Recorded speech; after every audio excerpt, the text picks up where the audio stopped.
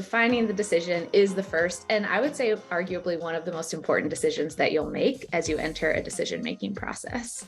And even though it seems simple, we actually find everyone from CEOs, all across organizations, teams find that if they don't define it, they're in this unclear scope. You're trying to make all the decisions at once. We've been in meetings where we're like, what are we deciding on again? Because it's easy to bring up one decision and then suddenly feel like you need to answer every other potential question. You could imagine each of these little bubbles are different people in the meeting, right? And maybe we know we're coming together to decide on prioritization around a product launch or around a project that we need to do.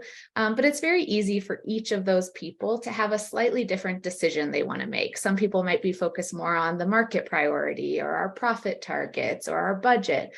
Others might be asking, like, how does this fit into our team's priorities? Or are we even the right people to be making this? Who should own this decision? And so what happens is if you try to answer all of these questions at the same time, if we try to make all of these decisions at the same time, it's really easy to get caught in a swirl and leave that meeting having made no decisions at all, right? And it can feel very frustrating, like you're stuck and not moving forward. So what Define the Decision asks us to do is simply to pull out what decision are we making today in this moment, as opposed to an hour from now, a week from now, a month from now, a year from now, and writing that down. It's really important to have the decision written down so everyone has access to it and we know we're talking about the same thing. We don't want to play a game of telephone when it comes to making decisions. So in this case, we might just say, you know what, today we need to decide if we're launching this project in Q3 or Q4.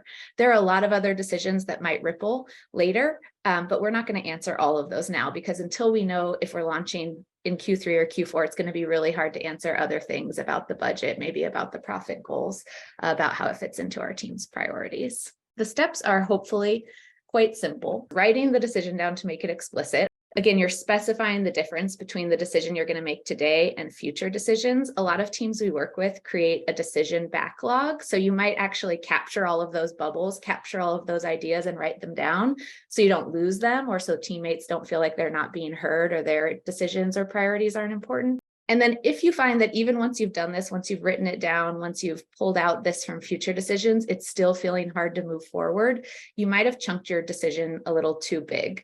So think about, is there a way to break this decision down if we're trying to decide on, our entire marketing plan for the next year? Is there a smaller decision we could make first, take action and learn from? I would encourage you, like in your next meeting, to just start by asking, are there any decisions to make? At August, we actually prioritize our team meetings. We build a lot of our agendas responsively. So we all add together in the moment based on what's top priority. And we label them as like showcase or update, which is when we just want to share information, decision, which is when we actually need to decide, and advice when we don't want to decide, but we need some input. And we always, like, after we've ranked all of those, do the decision things first, because the idea is if you need a decision, it's probably stopping you from taking action. If you see kind of a blocking mindset or a default to old patterns, you could just name, it looks like we're trying to decide it all, or it looks like we're trying to decide a lot. Can we define the specific decision we need to make now? The pressure doesn't have to be on you to actually define it, but sometimes it's just helpful on a team to be a spotter, to say, it looks like we're swirling and trying to answer a lot of questions, make a lot of decisions. If you own a meeting or if you're attending a meeting, just clarifying, what are we deciding on? Put it in the title, decide on blah, blah, blah.